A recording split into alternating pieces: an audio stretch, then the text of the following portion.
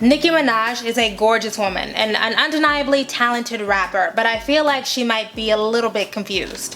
She gave an interview to Elle that was actually pretty good, but there were some parts in there that were perplexing. So let's just go through it. She said, "I love being sexy. I'm never gonna stop being an exhibitionist."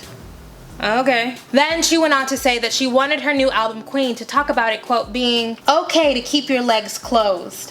I don't really know how to say that without being offensive. Maybe I was naive, but I didn't realize how many girls were modern day prostitutes. Whether you're a stripper or whether you're an Instagram girl, these girls are so beautiful and they have so much to offer. But I started finding out that you give them a couple $1,000s and you can have sex with them. I was like, yikes. It's just sad to know that they don't know their worth. It makes me sad as a woman, and it makes me sad that maybe I've contributed to that in some way. But in a lot of ways, I don't know if I'm doing the same thing they're doing, because I'm selling sex appeal, so I can't look down on these girls. I may not be having sex with people, but I'm still selling sex appeal. Okay, well, way to be self-aware. But I just don't know if girls who look up to me think that when I'm posting a sexy picture, I'm actually the antithesis of all that. I'm more of like the snobby girl, like the what type of girl. And I want girls to be like that. I'd rather you be called snobby or a bitch or conceited.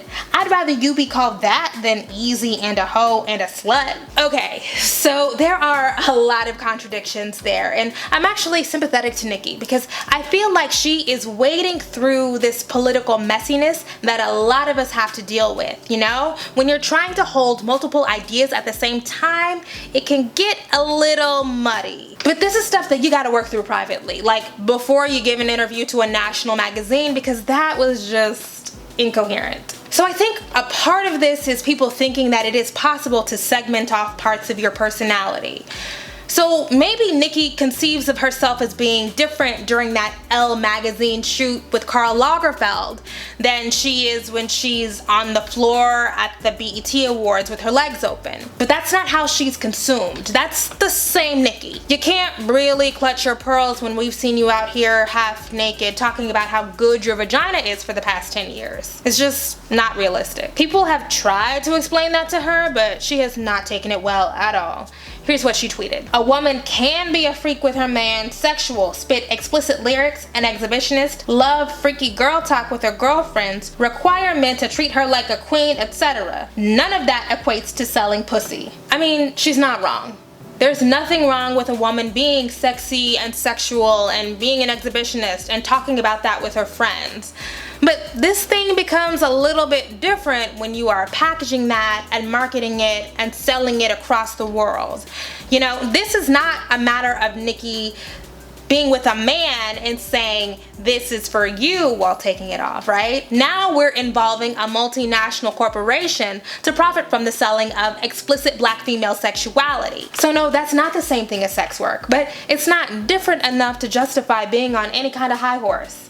Like, reel it back, because those things aren't twins, but they're definitely cousins. Now, I also thought it was interesting that when Nicki was tweeting about the people who were calling her a hypocrite, she said that she was critiquing herself. And like, wouldn't you then want to make different choices if you're worried about the impact that you're having on the culture? Because that's not what we got. We got the same Nicki. And because we've gotten the same super sexual Nicki this time around, it really feels like she's saying, what I'm doing is fine, but y'all hoes took it too far. Because we watched the Chun-Li video and it's like, what are you doing? People are mad because the same people who advocate for women's freedom to have as much sex as they want and charge however much they want for it are the people who defend Nicki when she gets attacked for doing that. Now, I'm old enough to remember when Nicki made the reaction to her Anaconda single cover a social justice moment. That's how we got this infamous exchange at the VMAs.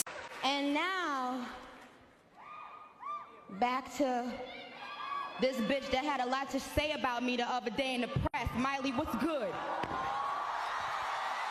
Hey, And it's very unfortunate that she cannot see the connection between people coming after the Instagram girls and the strippers taking money for whatever they want to take it for, and people coming at her crazy over that. This idea that a woman's worth is linked to how many people she has sex with is deeply patriarchal. And the thing is, Nicki does not just sell sex appeal. There have been quite a few times throughout her career that she has linked sex or her vagina or her sexual performance to money. Here it is in a new song called Rich Sex. If you know your pussy worth a Benz truck, rich sex. Don't let homie fuck unless it's Benz up, rich sex. Go to DR, get that fat transfer, rich sex. It ain't such a thing as broken handsome, rich sex. If you let that broke nigga fuck me tellin'. But the $1 million question is, how do we get from that to her saying, quote, maybe I was naive, but I didn't realize how many girls were modern day prostitutes. Tell me how. How? Now, I actually think that tying women's sexuality to capitalism is not ideal, because no matter how it plays out for us, we are still the currency. But you gotta keep the same energy. Don't endorse it when it makes you a millionaire and then chastise the girls on the come up. You know, these girls are just following the Nicki Minaj blueprint of materialism and hypersexuality. I believe sincerely that Nicki, you bitches can't even spell Prague Minaj, has been a leading contributor to this culture where women with big boobs and a big butt and a tiny waist say, I'm just gonna cut out the middleman and get the cash. You know, she's not solely responsible, but that is part of her legacy. Own it. And to be clear, that woman is grown. She's 35 years old. She can do whatever she wants to do.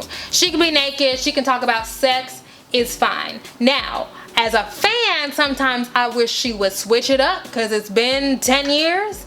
But c'est la vie. I'm not interested in shaming her. I am interested though in the kinds of logical leaps we have to make when we want to separate ourselves from the bad girls. Now, if I had to guess, I'd say that don't give your body away stuff is rooted in conservative Christianity. It really sounds like some soul ties theology to me, but whatever it is, we gotta let it go. Well guys, thank you so much for watching. Be sure to like, share, and subscribe. If you want to help us continue this work, become a patron on Patreon. There you'll get access to exclusive content, merch, and rating lists curated by me, or make a one-time donation. Links for that stuff are below. And joining me for Black Girls Gather, gatherings of black women around the country. We'll hang out, we'll have fun. See you there.